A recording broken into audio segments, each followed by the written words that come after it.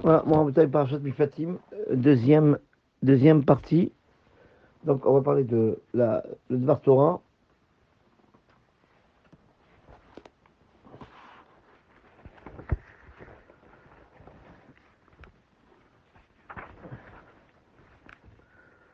Donc, la Parashat commence par Veila Mishpatim, voici les lois. Asher, Tassim, Lifnem, que vous mettrez devant eux. Voilà, Mishpatim, c'est en général les lois qui mettent en relation l'homme avec l'homme. Donc, et Rashi, il explique, il dit comme ça, Kol Makom, chaque fois qu'il y a marqué Ele, eh bien, Ele, comme il n'y a pas de conjonction, de coordination avec ce qui est marqué avant, Ele, il vient rendre Pasoul, on va effacer tout ce qui est dit avant. Et quand c'est marqué Ve'ele, ça veut dire on doit rajouter ce qu'on va dire maintenant à ce qui a été dit avant. Et ça vient nous apprendre, dit Rashi, de la même façon que les Rishonim, les 10 commandements qu'on a vus, ils sont mis Sinaï, ils ont été dans le Sinaï. Pareil, ici, toutes les lois qui mettent en relation l'homme avec l'homme, ils viennent aussi, ils ont été donnés au Mont Sinaï. Ça veut dire que Rashi, il a voulu dire par là que les Aser Tadibrot, les 10 paroles que Baruch a parlé au Bnei Israël, tout le peuple et tout Israël, ils ont écouté, ils ont vu, comme c'est marqué dans la Gemara, qu'au moment de Matan Torah, au moment du don de la Torah, les nations du monde, ils sont venus voir Bilam, le méchant, et ils ont posé la question, c'est quoi cette voix qu'on écoute? Comment c'est quoi ce bruit qu'on écoute, cette voix qu'on écoute? euh, Akadosh Baruch Hu, Dieu, il veut détruire le monde, il va amener le Maboul, et ça veut dire qu'ils ont craint que le bruit qu'ils écoutaient,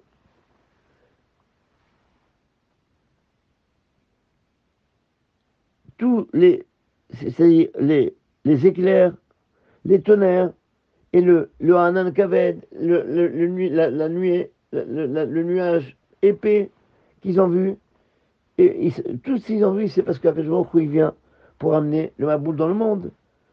Bilam leur a dit, non, pas du tout. Hachem, la Maboul, Yashav, Akadosh Baruch Hu, ça veut dire quoi? C'est qu'on dit dans le Mizmor les David, le Mizmor, donc le psaume 29 de Teilim, Hachem Amavoli Hachem, c'est le psaume qu'on chante le vendredi. Akadosh Baruch Hu a déjà juré qu'il ne va pas amener le Maboul, le déluge dans le monde. Mais pourquoi on a écouté ce bruit? Parce que Chemda Tova, un beau cadeau, et Yeshlo, Dieu il a, Bevel Gnazav, dans ses trésors, qui étaient cachés pendant 574 générations avant Briat Haolam, et maintenant il veut le donner Hachem à ses enfants. Comme c'est marqué, la suite, Hachem 11, donc il va vous donner 11. 11, c'est quoi? C'est la Torah. Eh bien, il veut donner la Torah à son peuple, les hameaux, Iten. Voilà. Et donc, on aurait pu penser que, d'accord, je comprends que les dix paroles qu'Hachem a données au début, un homme, il peut penser qu'il n'y a que les 10 paroles que tout le monde a écoutées et qu'il a vues, qu'ils ont données au Ham Israël dans le Sinaï. Mais toutes les autres lois, et tous les autres mitzvot, ils n'ont pas été donnés là-bas au Har Sinaï. C'est pourquoi la Torah nous dit, attention, Ve'ele Amishpatim, le mot Ve'ele, il vient rajouter, de la même façon que c'est les mitzvot de je suis l'éternel ton Dieu, de la Emouna, de ne pas avoir de Dieu étranger, le Shabbat, le respect des parents, de ne pas avoir envie. De la même façon que tout ça, c'est dans le Sinaï, même les lois qui mettent en relation l'homme avec l'homme, ça aussi, ça a été donné au Sinaï. Voilà, donc ça c'est pour la première partie, je veux dire.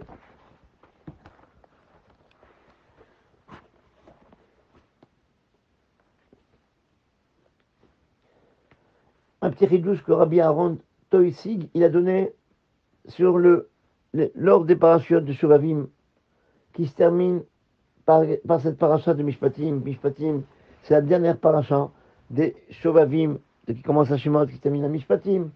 Il dit voilà, dans la parasha de Shemot, on voit tous les sarot, tous les détresses que les bénis Israël, ils ont souffert des Égyptiens. Dans la parasha de Vaïra, on voit tous les makot, une partie des makot, la majorité, on va dire, des coups, des plaies qui sont tombés sur la tête des Égyptiens. Dans la parasha, bon, encore, on a quelques makot qui restent, les 3 dernières. Dans parashat Béchalach, alors, il y a l'ouverture de la mer Rouge avec un peu de mitzvot, comme le Shabbat. Alors que la paracha de Yitro et Mishpatim, parmi tous ces Shuvavim, c'est des parachutes qui sont pleines de mitzvot. Pourquoi ces deux parachutes, ils sont différents des autres? Eh bien, on peut comprendre à partir d'une histoire qui est connue. Un juif, il a fait un livre, il a composé un livre où il y a son etzot, son conseil, comment gagner le Yitzhara. Il est venu demander des recommandations au Admour de Chidushé Harim, donc l'Admour de Gour, pour son livre qu'il a écrit. Alors, le Admour de Gour, il dit, regarde, je vais te donner une idée qui est beaucoup mieux de tous les idées que tu mentionnes dans ton livre. Lui dit le Admour. Sur les 100 conseils que tu donnes aux gens pour vaincre le Yitzhara, eh bien, le Yitzhara, il a aussi 100 conseils pour te faire flancher, pour te faire trébucher. Mais il y a une seule idée qu'il ne peut pas combattre. C'est quoi? Si un homme, il s'assoit, il étudie une Gemara avec Rashi, avec Tosfot, et il dit tout le Talmud par rapport à ça, le Yitzhara, il a aucune arme pour se défendre. Il n'y a pas plus grand que l'étude de la Torah. Un homme, il essaye pendant les Shovavim de réparer les fautes qu'il a fait envers son prochain, par les tarniot, par les jeûnes, par la mortification. C'est bien, mais les 2 parachutes dernières, puisque Acharon Chaviv, eh bien c'est comme ça qu'on va quitter Moray Montaï. C'est ce Shabbat qu'on quitte tous les Shabbatim, Baruch Hashem. Je rappelle aux gens, on a fait vraiment un bon temps libre. On était plus que de 140 personnes toute la journée, plus ces personnes qui sont ajoutées à la fin. C'était comme un Yom Kippour dans notre communauté. Et donc, on va quitter par ces 2 parachutes finales. C'est ce Shabbat, le dernier jour des Shovavim, qu'il faut essayer de être métaken le plus vite possible tous les mauvaises relations qu'on avait avec son ami, qui sont remplies de mitzvot, ces 2 parachutes. C'est comme ça qu'on va quitter les Shovavim. Comme si on nous disait, si tu veux casser, briser le Yitzhara, ton Yitzhara, eh bien, le seul derrière, le seul chemin, le meilleur chemin, il y a beaucoup d'autres chemins, le meilleur chemin c'est quoi? C'est par Yitro et Mishpatim, par l'intermédiaire de recevoir sur nous Ol Malchut Shamayim, le joug de Dieu, et le Ol Torah et le joug de la Torah. Et on peut gagner le Yitzhara. C'est ça la force morale. Voilà, donc je vais parler maintenant des chambrim.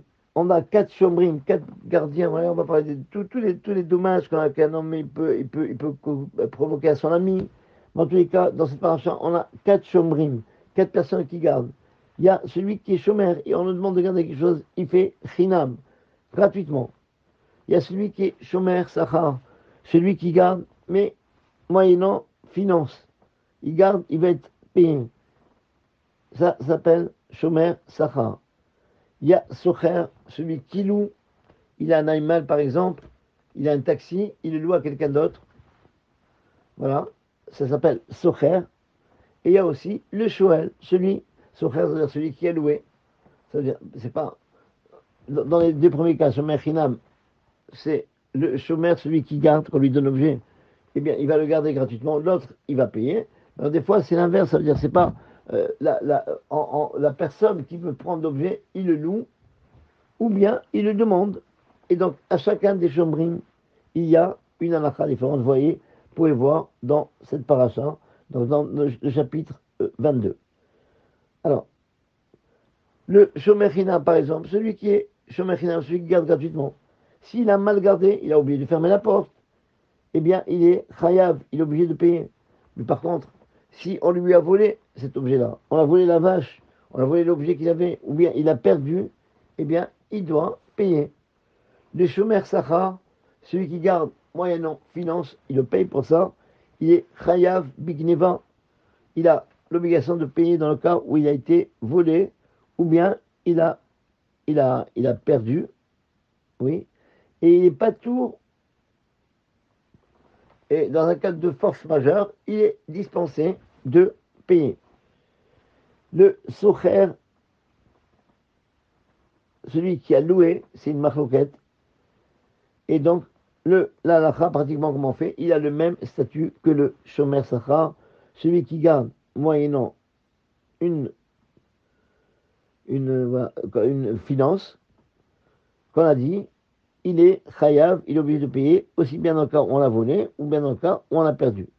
Shoel, le Shoel, celui qui emprunte, eh bien, c'est lui qui veut, donc ça lui rend service de garder cette bête-là, il est chayav, il est obligé de tout payer, même dans le cas où c'est un force majeure, comme il a loué, c'est pas le propriétaire qui lui a donné l'objet, c'est lui qui a voulu le prendre chez lui, donc c'est ça qu'on appelle louer, eh bien, il est chayav de tout, y compris ce qu'on appelle, pour ça, ça prend le même temps, bah, on assigne tous les cas de force majeure. Eh bien, ces quatre chomrim, Moray Mabotai, nous dit le Zohar Kadosh, il y a un bon remède, une bonne allusion pour la Avodat Hashem, pour le service de Dieu. Shomer Chinam, c'est quoi? Un gardien gratuit. C'est le juif qui sert à Kadosh Baruch Hu, sans sans aucun objectif de recevoir un salaire. Il n'étudie pas, ou bien il ne fait pas un acte de bonté pour l'Eilou Nishmat, pour l'âme de ses parents, ou bien par exemple pour il est malade, il fait ça pour la réfoua, il fait pas ça pour la réussite de quelqu'un, mais il fait tous les mitzvot parce que Akadosh Baruch Hu nous a ordonné de faire sa volonté, comme on dit, d'ailleurs certains, quand ils commencent les mitzvot, ils disent le Lechem Yichud, dans le Lechem Yichud, voilà, on est prêt à faire sa mitzvah, la Sot Nachad Ruach Neotrenu, pour être agréable aux yeux de Dieu et de faire la volonté de notre Créateur. Bien, un juif comme ça, si un jour on a dit le Shomer Chinam, il est pas tour de tous les onassim, de tous les cas de force majeure. Ce juif-là, qui fait tout gratuit, il veut faire plaisir à Hachem. Si un jour il est à nous, il se trouve dans un cas de force majeure, il n'a pas réussi à étudier, ou il n'a pas, ou quelqu'un est venu et il lui a volé son livre d'études, ou bien il a fait un préjudice physique, et c'est pourquoi il ne pouvait pas étudier. Il n'est pas tour, il est dispensé. Pourquoi? Parce que le statut de Shomer Chinam, celui qui fait gratuitement, qui garde gratuitement, eh bien, il n'est pas tour, il est dispensé de la Gneva, dans le cas où on l'a volé, ou bien pareil, dans le cas où il a perdu, donc il a perdu son livre, on a volé ce livre, il ne peut pas étudier à cause de ça, eh bien, celui-là, il est dispensé. Shomer Sachar, c'est pas Shomer Sachar, celui qui est Shomer, qui garde la Torah, mais moyennant finance, eh bien, c'est celui qui fait toute la Torah et les mitzvot. Mais pourquoi? Dans le but de recevoir un salaire. Eh bien, il veut faire ça à toi pour être riche, ou bien qu'il veut il veut le rave, il est toujours assis sur la teva, avec beaucoup de kavod, les gens ils l'embrassent les mains, et les pieds peut-être, ouais. Donc, pour être nommé rave, ou bien, il a des choses à demander à Dieu, et c'est pour ça qu'il étudie, c'est pour ça qu'il fait les mitzvot. Un juif comme ça, si un jour il est fatigué, il s'est endormi, il n'a pas prié dans le temps qu'il fallait, ou bien il a oublié de prier, et ou bien il a mangé sans bracha, il a oublié, eh bien, chayav, il est obligé, comme le shomer sachar, celui qui garde, moyennant de l'argent, qui est chayav, il est obligé de faire, dans le cas de payer, dans le cas où il y a eu le vol, ou bien dans le cas où il y a eu une perte. Socher, socher, c'est celui, on a dit, c'est celui que, lui, il loue un animal. Alors, de quoi il est chayav? De quoi? Dans le cas où il y avait, l'animal a disparu. Eh bien, c'est celui qui travaille toute la journée. Et voilà, et il ne peut pas étudier la Torah. Mais qu'est-ce qu'il va faire? Il va louer avec son argent des Talmidei Chachamim, des érudits de la Torah, qui vont combler le manque. Ils vont étudier la Torah pour lui. Alors ça arrive souvent qu'un Avrer, un jeune homme, il a étudié dans un yeshiva jusqu'à l'âge de 30 ans, et, ou bien il a été dans un kollel, il a été étudié, et après, il a été travaillé. Et, Baruch Hashem, le commerce qu'il a fait, il était rayonnant, et il a réussi, et ses biens, ils ont augmenté. Alors, et quand même, comme il est toujours ta journée dans les affaires, alors étudier lui-même, il ne peut pas, il n'y a pas de temps. Qu'est-ce qu'il fait? Eh bien, il va soutenir une yeshiva, il va soutenir un kollel sur son compte. Et s'il n'a pas assez, il va payer, subvenir aux besoins d'un avrer, avec toutes les dépenses qu'il a. Le Shoel, voilà, donc celui-là, il va louer des gens pour faire le travail que lui devait faire d'Hachem. Le Shoel, celui qui emprunte, c'est celui qui étudie la Torah. Il sait,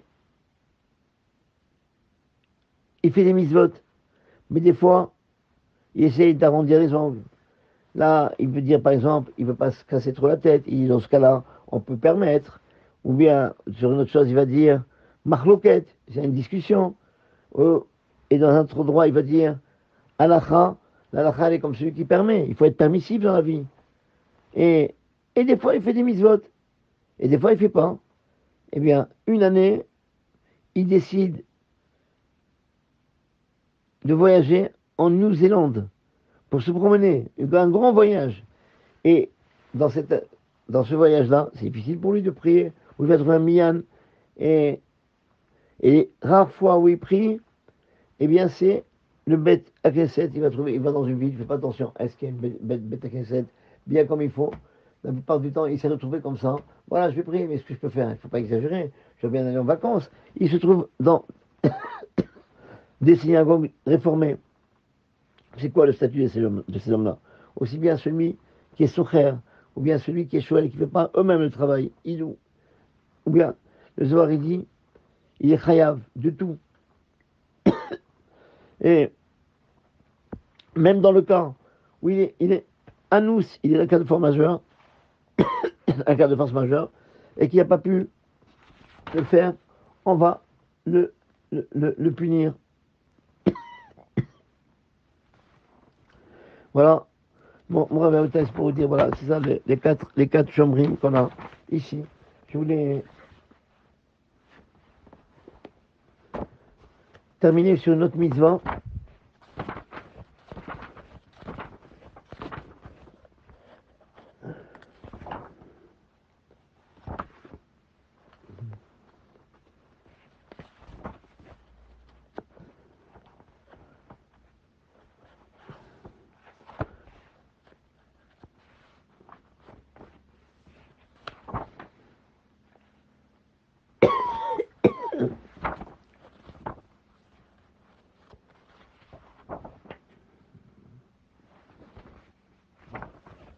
Pardon, 2 minutes.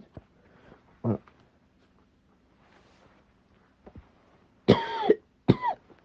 La Torah nous demande dans cette paracha aussi, vous voyez, il y a des mitzvot qui mettent en relation l'homme avec l'homme, mais il y a un passage qui dit Venche Kodesh Tiuni, vous devez être pour moi des gens saints.